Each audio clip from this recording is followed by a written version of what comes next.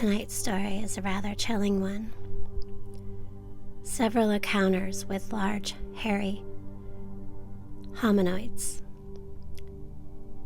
roaming about military installations come to us from the 1970s, with one notable and very dramatic, one occurring at the Fort Lewis U.S. Army military installation in the state of Washington, which lies sprawled out right against a rather untamed wilderness area. In 1978, a very strange sighting was made on the base grounds by a soldier named Edwin Godoy, who at the time was on his way back from a training exercise one evening, along with some platoon mates. The truck allegedly suddenly and without warning sputtered to a halt around 8 p.m. and could not be restarted, prompting the others to venture back to base on foot. Since Godoy had been the one that signed out that truck that day, he stayed behind, alone, to keep an eye on the vehicle until it could be towed away in the morning. As he sat there by himself in the dark, surrounded by the spooky sounds of the nighttime forest, a little after midnight, Godoy's attention was allegedly drawn to a massive figure skulking about and looming near a stand of trees around 300 meters away. As he stared, he could make out that whatever it was very tall and broad and covered with what looked like hair all over its body, and rather eerily possessing eyes that seemed to glint or glow. The figure was described as swinging his body sideways and staring directly at the lone, frightened witness.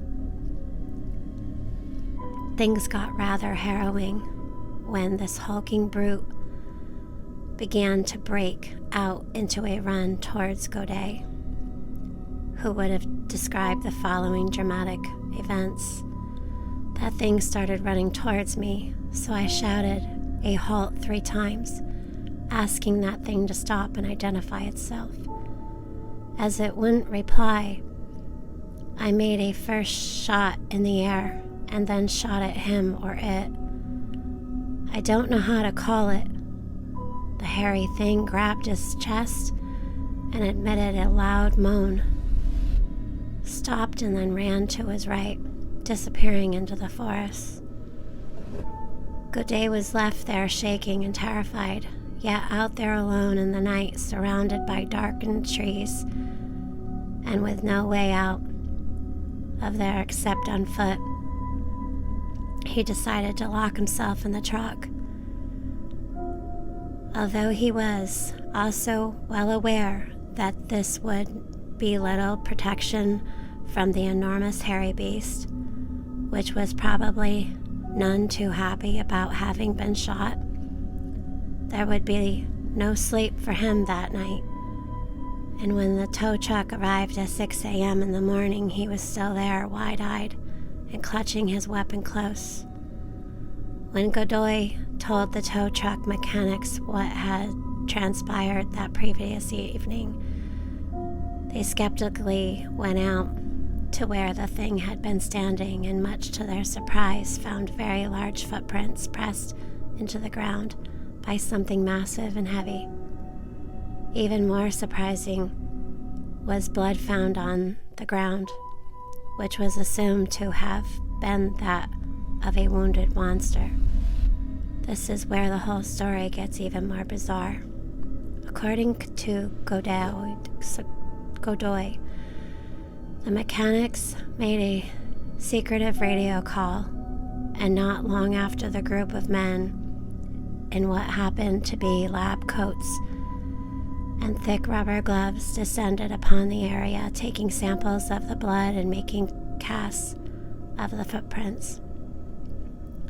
The whole time, Godoy claims that he was not allowed to speak to anyone at all, and that he was kept to to the side away from what was going on. The perplexed Godoy was then whisked away to the base hospital, but rather than be looked at by the usual medical staff, he was examined by a doctor who was from the Air Force, which was odd considering it was the Army installation. This doctor was apparently ranked as a full colonel, and rather than disbelieving, Godoy seemed very interested in every last detail of the encounter.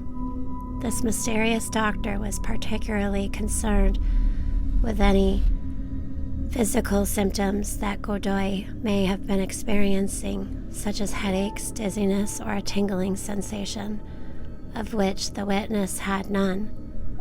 Godoy was then thoroughly examined and had blood, skin, and urine samples carefully collected, after which he was told to return to his barracks and told in no uncertain terms to never mention a word of what happened to him.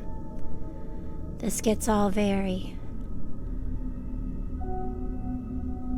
interesting from here. It gets more far out still when Godoy was apparently later approached by a hospital worker by the name of L.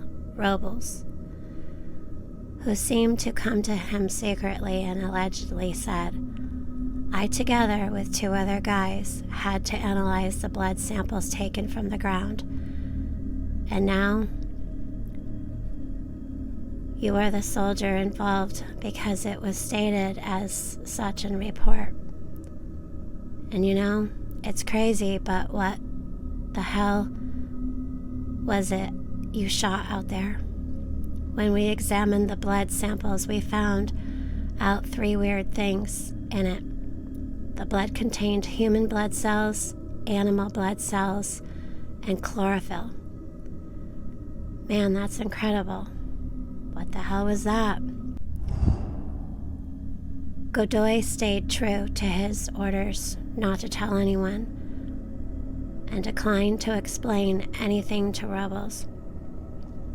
The whole thing would have likely been forgotten and swept under the carpet forever if it were not for a chance meeting with Godoy made by a paranormal researcher from Puerto Rico named George Martin many years later, as the witness was vacationing in Cabo Rojo with his wife.